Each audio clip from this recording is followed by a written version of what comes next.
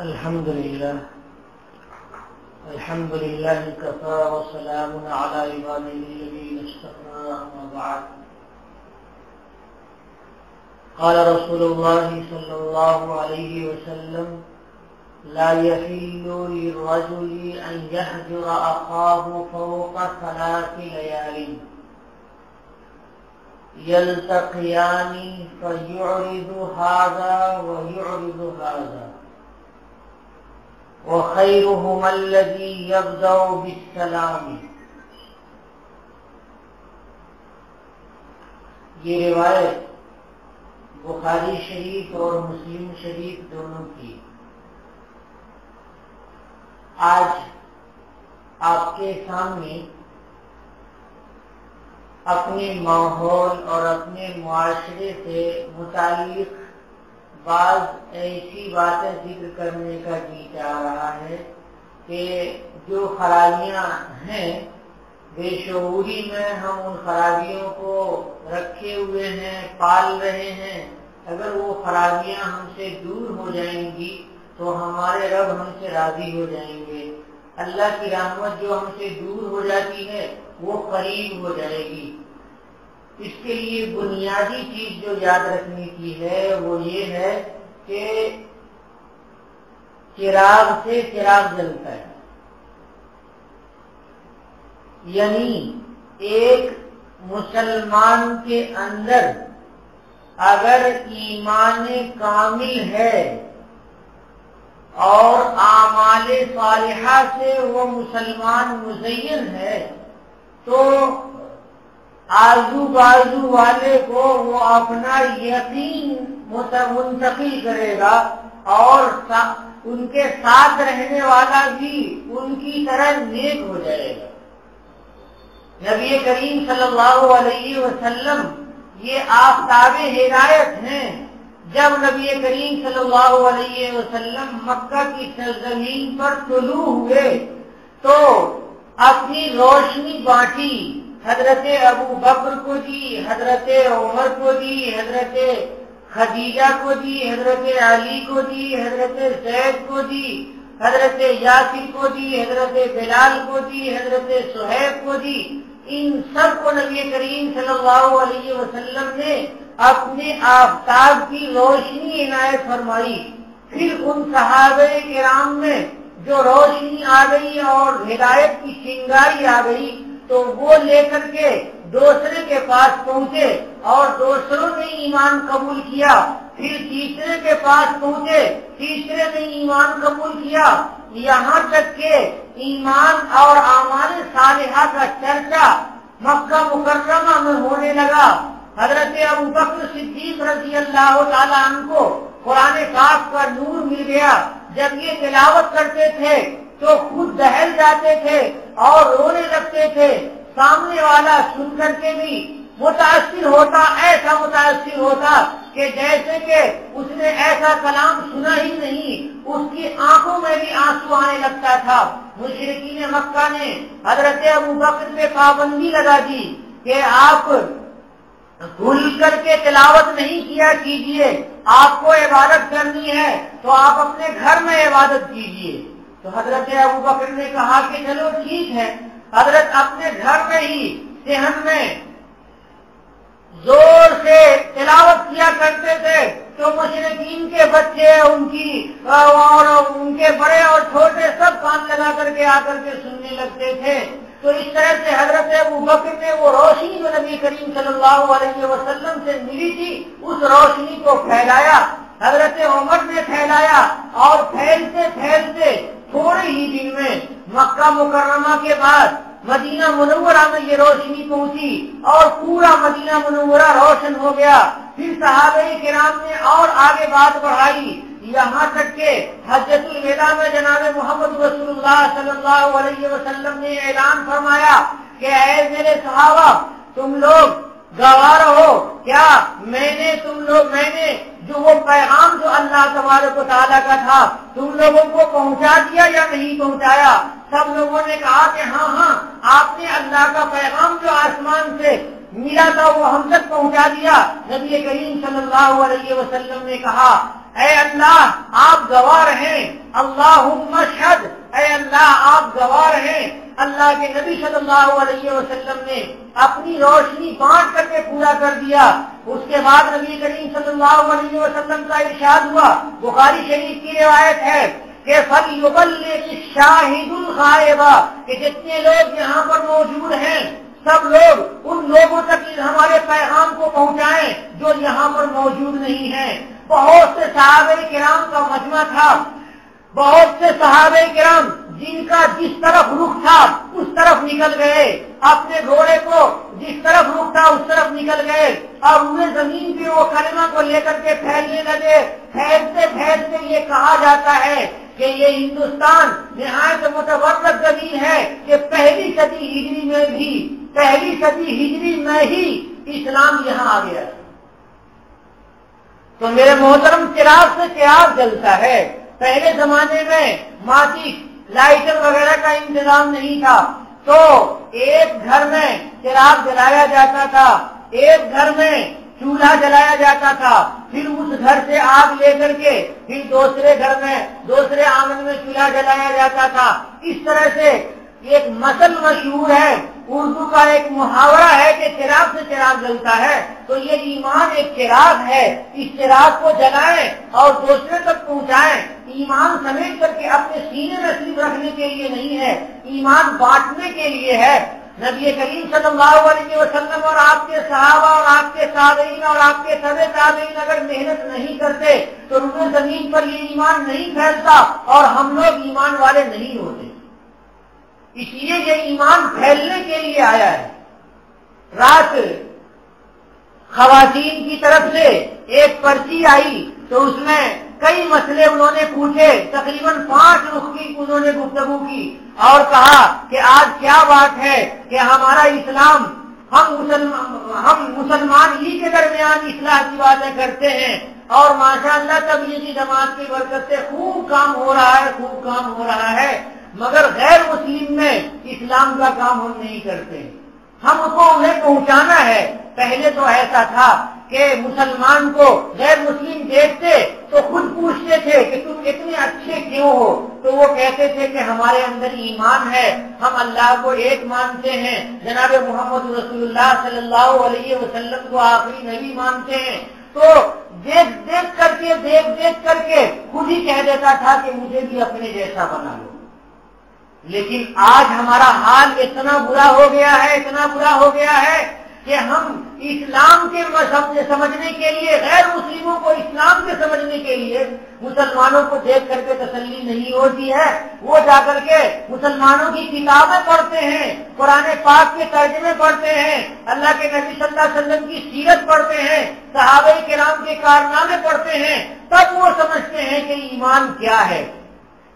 تو آج ہماری زندگی میں جو گراوٹ آ گئی ہے، تبدیلی آ گئی ہے، اس تبدیلی کی وجہ سے چراغ مرجھایا جا رہا ہے اور ہم اس گرمی کو، ہم اس چراغ کو، ہم اسلام کی اس رونق کو ہم بانٹ نہیں رہے ہیں۔ تو برائے کرم ہمیں کوشش کرنی چاہیے کہ ہم اللہ کی گواہی، اللہ کے ایک ہونے کی گواہی، پیغام جناب محمد رسول اللہ صلی اللہ علیہ وسلم کے آخری نبی ہونے کی گواہی غیروں کے سامنے بھی دیا کریں۔ ایک بہت اچھا مضمون ہے، وہ مضمون کیا ہے کہ ہم لوگ کلمہ پڑھتے ہیں اور کلمہ کا مطلب ہم گواہی دیتے ہیں۔ گواہی کہاں دی جاتی ہے؟ کورٹ میں دی جاتی ہے۔ گواہی کورٹ میں دی جاتی ہے۔ کس کے سامنے دی جاتی ہے؟ جج کے سامنے دی جاتی ہے اور سامنے ایک ہمارا مخالف فریق ہوتا ہے۔ اب اس دنیا میں اللہ تبارک و تعالیٰ نے کئی قسم کے لوگوں کو پیدا کیا ہے، کچھ مومن ہیں، کچھ کافر ہیں۔ اللہ تبارک و تعالیٰ جج ہیں، ہم گواہی دیتے ہیں۔ اللہ ہر جگہ ہے، ہم گواہی دیتے ہیں اللہ تبارک و تعالیٰ کے ایک ہونے کی۔ کوئی غیر مسلم ہو تو ہمیں یہ سمجھانا چاہیے کہ بھائی آپ پوچھ سکتے ہیں کہ ہم اپنے عقیدے کے لحاظ سے کیا ہیں، تو وہ فوراً پوچھے گا کہ ہاں آپ کیا ہیں تو بتائیے۔ تو آپ کہیں کہ ہم اللہ کو ایک مانتے ہیں، لا الہ الا اللہ، ہم صرف ایک خدا پاک کی عبادت کرتے ہیں۔ وہ محمد رسول اللہ کی گواہی کے لیے آپ یوں کہیں کہ ہماری ہدایت کے لیے، ہمیں یہ اچھا راستہ اور کلمہ پڑھانے کے لیے بہت سے انبیاء کرام آئے، سب سے اخیر میں جناب محمد رسول اللہ صلی اللہ علیہ وسلم تشریف لے آئے۔ نبی کریم صلی اللہ علیہ وسلم کا تشریف لانا ہمارے لیے نعمت ہے، اور حضور کے بعد اب کوئی دوسرا نبی آنے والا نہیں قیامت تک، ان کو ہم آخری نبی مانتے ہیں۔ میرے محترم، اللہ دیکھ رہا ہے، گواہی پوری ہو گئی۔ اب ایمان ڈالنا ہمارا کام نہیں ہے، ایمان ڈالنا اللہ تبارک و تعالیٰ کا کام ہے۔ ایمان تلوار سے نہیں پھیلا ہے، ایمان زور زبردستی سے نہیں پھیلا ہے، ایمان تو کوششوں سے پھیلا ہے کہ اللہ کا حکم ہوا کہ مسلمانوں تم گواہی دو۔ مسلمانوں نے غیروں کے سامنے گواہی دی اللہ کے ایک ہونے کی، تو غیروں کے دل میں اللہ نے ایمان کو داخل کر دیا اور وہ مومن ہو گیا۔ تو چراغ سے چراغ جلتا ہے۔ آج ہمارے اخلاق ایسے ہو گئے ہیں کہ ہم اس زبون حالی میں، جبکہ مسلمانوں کے اوپر طرح طرح کے حالات دنیا بھر میں آ رہے ہیں، اور ہم نبی کریم صلی اللہ علیہ وسلم کے طریقے کو چھوڑے ہوئے ہیں۔ میں نے پہلی حدیث شریف پڑھی، جس حدیث کا مضمون ہے کہ دو مسلمان آپس میں بول چال بند کر دیں، قطع تعلق کر دیں، یہ اچھا کام نہیں ہے۔ ہاں، انسان کے اندر گرمی بھی ہے اور نرمی بھی ہے، کبھی ایسا ہوتا ہے اور ہو سکتا ہے نہیں، یقیناً ہوگا کہ دو مسلمان کے درمیان، دو بھائیوں کے درمیان، اپنے گھر میں دو فرد کے درمیان تھوڑی سی تو میں ہو گئی، لیکن اس کی وجہ سے تعلق کو ختم کرنا یہ نبی کریم صلی اللہ علیہ وسلم کی سنت کے خلاف ہے۔ آپ صلی اللہ علیہ وسلم نے ارشاد فرمایا، لا يحل للرجل ان يهجر اخاه فوق ثلاث ليال، جائز نہیں ہے، لا يحل، حلال نہیں ہے کسی بھی ان آدمی کے لیے، رجل مرد کو کہتے ہیں، مگر یہ خطاب مرد کو بھی ہے اور عورت کو بھی ہے، اس لیے کہ شریعت میں مضمون بیان کرنے کے لیے مرد کے صیغے، مذکر کے صیغے استعمال ہوئے ہیں، اور حکم میں عورتیں خود بخود شامل ہیں، تو ان کو حکم دیا کسی بھی ان آدمی کے لیے جائز نہیں ہے کہ اپنے بھائی سے قطع تعلق کرے، اپنے بھائی سے کو چھوڑ دے 3 رات سے زیادہ نہیں۔ 1 دن غصہ رہ سکتا ہے، 2 دن دوری رہ سکتی ہے، تیسرے دن ہمارے بھائی سے دوری نہیں رکھنی ہے۔ فرمایا نبی کریم صلی اللہ علیہ وسلم نے، ایسا نہ ہو کہ دونوں ایک دوسرے کے قریب آئیں، فَيُعْرِضُ هَذَا وَيُعْرِضُ هَذَا، وہ ایک ادھر منہ گھما لے اور دوسرا ادھر منہ گھما لے، ایسا نہیں ہونا چاہیے، یہ حلال نہیں ہے۔ وَخَيْرُهُمَ الَّذِي يَبْدَأُ بِالسَّلَامِ، ان میں سے بہتر آدمی وہ ہے جو بڑھ کر کے سلام کر دے، جو سلام کی ابتدا کر دے، یہ بہتر آدمی ہے۔ بخاری مسلم کی حدیث ہے۔ نبی کریم صلی اللہ علیہ وسلم نے ایک دوسری حدیث شریف میں یہ ارشاد فرمایا، کبھی ایسا ہو سکتا ہے کہ ایک آدمی ایک طرف سے سلام کرتا ہے، سامنے والا جواب ہی نہیں دیتا ہے، تو کیا کرنا چاہیے؟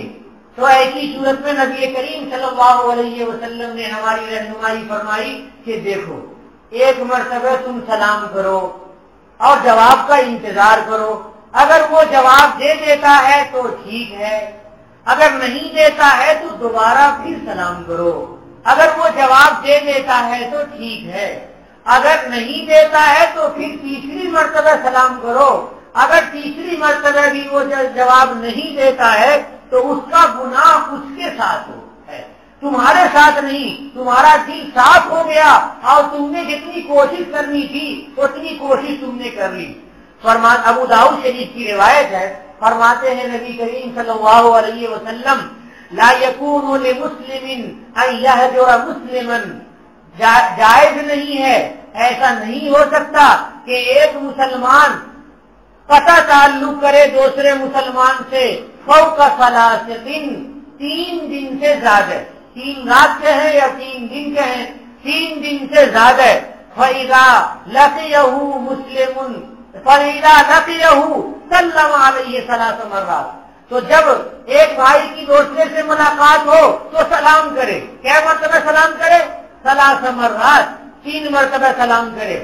کل ذالک لا يرد علیہ، ہر مرتبہ وہ جواب نہ دے، فقط باء باسمہ، تو وہ لوٹ گیا اپنا گناہ لے کر کے، یعنی سامنے والے نے جواب نہیں دیا تو اب ایک طرف سے معاملہ بالکل صاف ہو گیا، ایک طرف سے صاف ہو گیا۔ اب اس اخلاق کا اثر اس کے دل میں پڑے گا، وہ غور کرے گا، سوچے گا کہ میں نے اس کے ساتھ اتنی بد اخلاقی کی، ایسے ایسے جھگڑے ہوئے، اس کے باوجود اس نے ہمت کر کے اور نبی کریم صلی اللہ علیہ وسلم کی سنت پر عمل کرنے کے لیے وہ میرے سامنے آیا اور آ کر کے ایک بار نہیں 3 مرتبہ سلام کیا ہے۔ ظاہر ہے میرے محترم کہ جب ایسا ہوگا تو قطع تعلق میں کمی آ جائے گی، دل میں نرمی آ جائے گی اور مسلمان مل کر کے رہیں گے۔ نبی کریم صلی اللہ علیہ وسلم نے ارشاد فرمایا کہ ایک مسلمان دوسرے مسلمان کے ساتھ یہ ایسا ہے جیسے کہ ایک عمارت بنی ہوئی ہے، ایک مضبوط عمارت کی طرح سارے مسلمانوں کو اکٹھا ہو کر کے اپنے دلوں کو جوڑ کر کے رہنا نبی کریم صلی اللہ علیہ وسلم نے سکھایا ہے، توڑ کر کے رہنا نبی کریم صلی اللہ علیہ وسلم نے نہیں سکھایا ہے۔ نبی کریم صلی اللہ علیہ وسلم کے بہت سے ناموں میں سے ایک نام حاشر ہے، حاشر کے معنی اکٹھا کرنے والی ذات، جمع کرنے والی ذات، کہ نبی کریم صلی اللہ علیہ وسلم اتنے شفیق اور اتنے رحیم ہیں کہ آپ کے ہاتھوں کے نیچے، آپ کے دست شفقت کے نیچے صحابہ کرام اکٹھا تھے، آپس میں لڑتے نہیں تھے، اگر اتفاق سے تو میں ہو جاتی تو پھر آپس میں صلح کر لیتے تھے۔ حضرت ابوبکر اور حضرت عمر کا قصہ دیکھیے کہ کئی مرتبہ ایسا ہو گیا کہ ایک معاملے میں ان کی رائے الگ ہو گئی، آپس میں تو میں ہو گئی۔ حضرت ابوبکر صدیق رضی اللہ تعالیٰ عنہ اٹھے اور گئے حضرت عمر کے پاس کہ بھائی السلام علیکم، میں نے غلطی کی اور تم غلطی کو معاف کر دو۔ حضرت عمر غصے میں تھے، انہوں نے نہیں دیکھا۔ پھر حضرت ابوبکر دوبارہ کہنے لگے کہ بھائی غلطی ہو گئی، ہم لوگوں نے آپس میں تو میں کر لی، ٹھیک نہیں ہے، ہماری غلطی معاف کر دو۔ حضرت عمر نے معاف نہیں کیا۔ تیسری مرتبہ پھر حضرت ابوبکر نے کہا۔ اس کے بعد حضرت ابوبکر بہت گھبرائے، رونے لگے کہ یا اللہ کہ میں نے اپنے بھائی کے دل کو اتنا دکھا دیا کہ وہ مان ہی نہیں رہا ہے۔ تو نبی کریم صلی اللہ علیہ وسلم کے پاس تشریف لے گئے حضرت ابوبکر کہ یا رسول اللہ میرے سے غلطی ہو گئی کہ میں نے حضرت عمر کو ایسا کہہ دیا اور اس کے بعد میں نے معافی مانگی، لیکن وہ معاف نہیں کر رہے ہیں، آپ سفارش کر دیجئے معاف کرنے کی۔ حضرت عمر رضی اللہ تعالیٰ عنہ وہاں سے جب حضرت ابوبکر کے کو جواب نہیں دیا، وہ اٹھ کر کے وہ بھی نبی کریم صلی اللہ علیہ وسلم کی خدمت میں پہنچے۔ نبی کریم صلی اللہ علیہ وسلم بہت غصہ ہو گئے کہ میرے رہتے ہوئے اور حضرت ابوبکر نے میرے رہتے ہوئے، میرے زمانے میں، میری موجودگی میں تم نے ابوبکر کی غلطی معاف نہیں کی۔ پھر دونوں میں صلح صفائی ہو گئی۔ تو ایسا تو ضرور ہوگا کہ کئی بھائی ہیں، کئی بہنیں ہیں، کئی بیٹیاں ہیں اور کئی افراد گھر میں رہتے ہیں، دوست احباب ہیں، کلاس میٹ ہیں، تو آپس میں تو میں ہو جائے گی اور جھگڑے ہو جائیں گے۔ انسان کے اندر صرف سردی ہی نہیں ہے، گرمی بھی ہے، تو جھگڑے ہو جائیں گے۔ لیکن اس کے لیے نبی کریم صلی اللہ علیہ وسلم کا راستہ ہمیں اپنانا چاہیے، ہم مردوں کو بھی اور ہم عورتوں کو بھی نبی کریم صلی اللہ علیہ وسلم کا راستہ اپنانا چاہیے۔ ایک مسلم شریف کی روایت ہے، کتنی بھیانک روایت ہے، غور فرمائیے۔ تُعْرَضُ أَعْمَالُ النَّاسِ فِي كُلِّ جُمْعَةٍ مَرَّتَيْنِ، ایک ہفتے میں 2 مرتبہ لوگوں کے اعمال پیش کیے جاتے ہیں اللہ تبارک و تعالیٰ کی بارگاہ میں، ایک ہفتے میں 2 مرتبہ، یوم الاثنین و یوم الخمیس۔ یوم الاثنین دوشنبہ کو یعنی منڈے کو، وہ یوم الخمیس پنجشنبہ کو، جمعرات کو، جمعرات جمعہ سے پہلے والا دن، یہ فَيُغْفَرُ لِكُلِّ عَبْدٍ مُؤْمِنٍ، تو ہر مومن بندے کو اللہ تبارک و تعالیٰ معاف فرما دیتے ہیں۔ اعمال پیش ہوتا ہے تو ہر مومن کا گناہ معاف ہو جاتا ہے، إِلَّا عَبْدًا بَيْنَهُ وَبَيْنَ أَخِيهِ شَحْنَاء، مگر وہ بندہ کہ جس کے درمیان اور جس کے بھائی کے درمیان کینہ کپٹ ہو تو اس کو معافی نہیں ہوتی ہے، اس کو معافی نہیں ہوتی ہے۔ پرچی میں لکھا ہوا ہے کہ ہمارے آپس میں بہت حسد رہتا ہے، کینہ رہتا ہے، تو اس کے لیے بھی آپ وعظ فرمائیں۔ تو میں نے نبی کریم صلی اللہ علیہ وسلم کی یہ پیاری حدیث آپ کو پیش کی کہ ہر جمعرات اور دوشنبہ کو پیر کے دن نبی کریم اللہ تبارک و تعالیٰ کی بارگاہ میں انسانوں کے اعمال پیش ہوتے ہیں تو ہر مومن کی مغفرت ہو جاتی ہے، مگر اس 2 بندے کی مغفرت نہیں ہوتی ہے جن دونوں کے درمیان خلیش ہو، جن دونوں کے درمیان بغض اور حسد ہو، لڑائی ہو اور دشمنی ہو۔ فَيُقَالُ اتركوا هذين، تو کہا جاتا ہے یعنی فرشتے کہتے ہیں اترکوا ہذین، ان دونوں کو چھوڑ دو، حتی یفیئا، یہاں تک کہ دونوں لوٹ کر کے آ جائیں، یعنی جب تک دونوں کے دونوں لوٹ کر کے اپنے عمل کو، اپنے بغض کو، اپنے حسد کو ٹھیک نہ کر لیں، تب تک کے لیے ان کی مغفرت کو روک دو۔ نبی کریم صلی اللہ علیہ وسلم کی حدیث شریف ترمذی شریف کی روایت ہے، آپ نے ارشاد فرمایا لا تحاسدوا، اے مسلمانوں آپس میں ایک دوسرے سے حسد نہ کرو، ایک دوسرے سے حسد نہ کرو، یہ نہ سوچو کہ فلاں کو یہ نعمت مل گئی ہے، یہ نعمت ختم ہو جائے اس سے، ایسا نہ سوچو۔ ولا تباغضوا، اور ایک دوسرے سے بغض بھی نہ رکھو، غصہ بھی نہ رکھو۔ ولا تدابروا، اور ایک دوسرے کے ایک سے اعراض بھی نہ کرو کہ تم ادھر منہ کیے ہوئے رہو اور یہ ادھر منہ کیے ہوئے رہے، ایسے بھی نہ رہو۔ آگے نبی کریم صلی اللہ علیہ وسلم کا پیارا ارشاد سماعت فرمائیے، آپ نے ارشاد فرمایا کونوا عباد اللہ اخوانا، اے اللہ کے بندو اللہ واسطے تم لوگ بھائی ہو جاؤ، اللہ واسطے تم لوگ اپنے دلوں کو صاف کر لو۔ جب دل میں بغض رہتا ہے، دشمنی رہتی ہے، حسد رہتا ہے، کینہ رہتا ہے، تو اللہ کی رحمت نازل ہونے سے رکی ہوئی رہتی ہے، مغفرت نازل ہونے سے رکی رہتی ہے، قبولیت نازل نہیں ہوتی ہے۔ یہ ہے مومن بندے کا آپس میں تعلق، کہ جس تعلق کو ہمیں باقی رکھنا ضروری ہوتا ہے۔ اگر مومن آپس میں ایک دوسرے سے جڑے رہیں تو کوئی آفت اور کوئی مصیبت نہیں آتی۔ جب مومنین کا اتفاق و اتحاد ہوتا ہے تو غیر کی طاقت لرزتی ہے اور وہ ڈرتی ہے کہ یہ سب کے سب ایک ہیں۔ میرے محترم، ایک اللہ والے نے ایک مثال دی ہے کہ جھاڑو ہمارے گھر میں ہوتی ہے، جھاڑو کے بہت سے تنکے ہوتے ہیں، اگر ایک ایک تنکا لے کر کے گھر کو صاف کیا جائے تو گھر صاف نہیں ہوگا، صفائی نہیں ہوگی۔ سارے تنکوں کو اکٹھا کر کے باندھ دیا جاتا ہے، اس کے بعد صفائی کی جاتی ہے، تو طاقت ہوتی ہے تو صفائی ہوتی ہے۔ اس لیے مومنین کو آپس میں مضبوط رہنا ضروری ہے۔ اگر مومنین آپس میں مضبوط ہیں تو دوسری جو گندگیاں ہیں وہ گندگیاں مسلم معاشرے سے دور ہو جائیں گی، اور اگر مسلم الگ الگ ہیں تو ساری پلیدی، ساری گندگی، ساری غلاظتیں مسلمانوں کے معاشرے میں رہیں گی اور وہ دور نہیں ہوں گی۔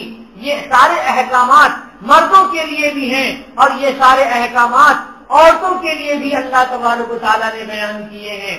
اسی کے ساتھ ساتھ میرے محترم، انگریزی تہذیب کو اپنانے والے غور کریں کہ نبی کریم صلی اللہ علیہ وسلم نے ارشاد فرمایا علیکم بسنتی، میری سنت تمہارے لیے ضروری ہے۔ انگریزی تہذیب اپنانے والے جس تہذیب کو اپناتے ہیں وہاں سے سنت رخصت ہو جاتی ہے، جس تہذیب کو اپناتے ہیں وہاں سے سنت رخصت ہو جاتی ہے۔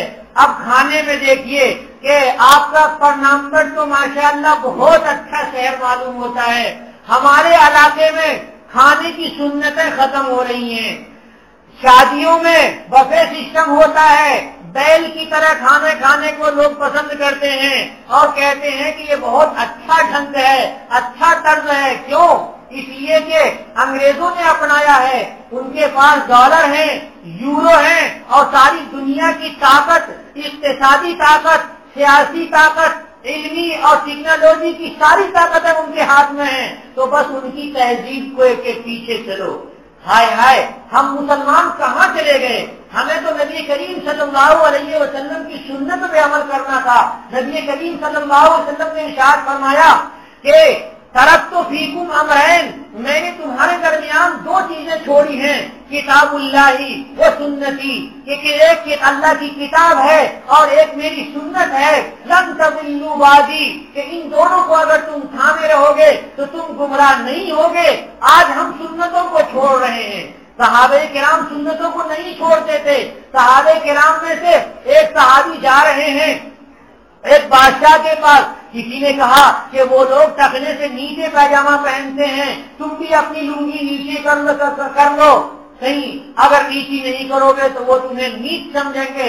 تو انہوں نے سینہ تان کر کے کہا اترکو سنت حبیبی لہؤلاء الحمقاء، کیا ان احمقوں کی وجہ سے میں اپنے حبیب، اپنے پیارے محبوب جناب محمد رسول اللہ صلی اللہ علیہ وسلم کی سنتوں کو چھوڑ دیں گے؟ تو وہ جو جذبہ پیدا ہوگا تو یہ نورانیت ہمارے معاشرے میں پھیلے گی۔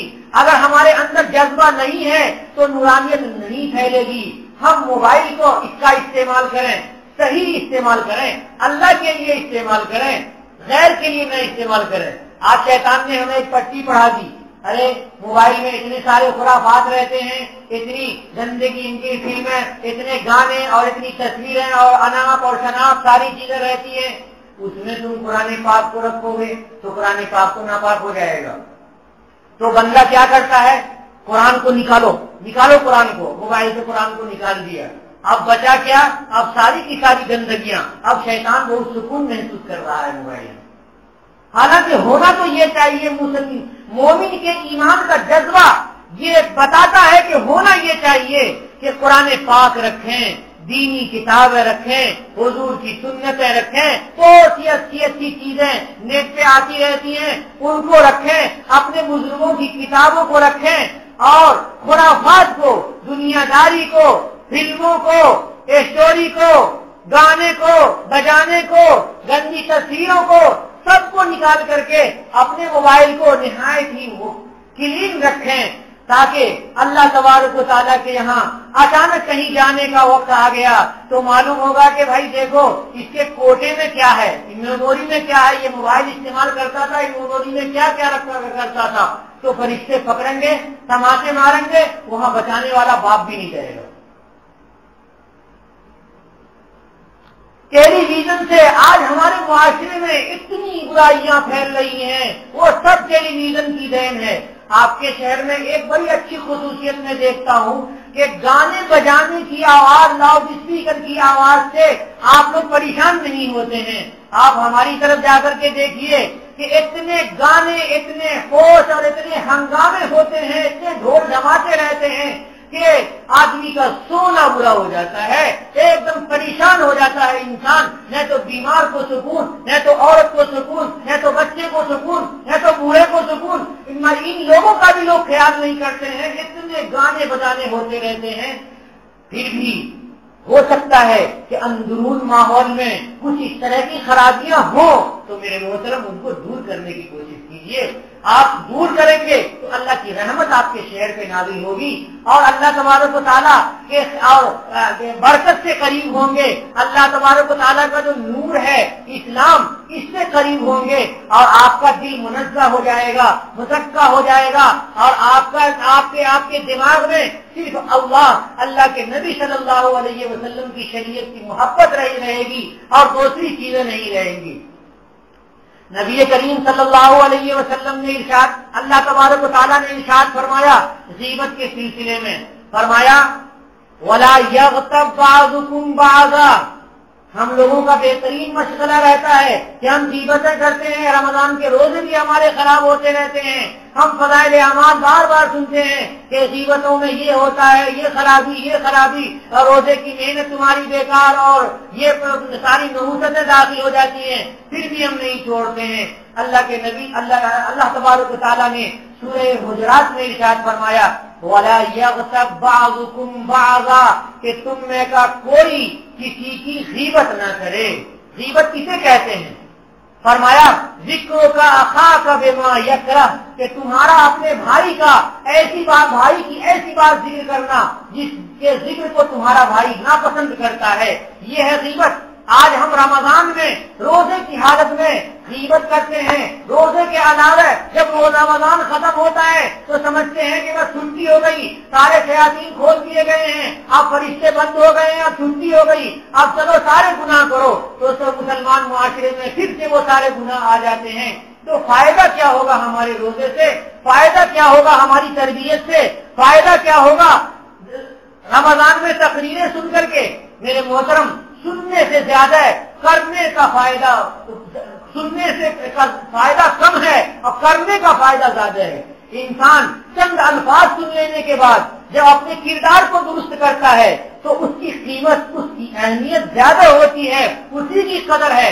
صرف سن کر کے تو آپ بہت سی چیزیں سن لیں گے, بہت سی چیزیں اپنے کانوں سے سن کر کے, اس کان سے سن کر کے دوسرے کان سے نکال دیں گے اور اس طرح سے خیر اپنے آپ کے دل میں جب تک داخل نہیں ہوگا, آپ کے اور ہمارے عمل میں داخل نہیں ہوگا, اس وقت تک ہم کامیاب مسلمان نہیں ہو سکتے.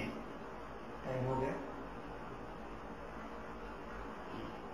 بقیہ باتیں انشاءاللہ تعالی اگلی مجلس کے لیے چھوڑ دیتے ہیں. وآخر دعوانا الحمدللہ رب العالمین.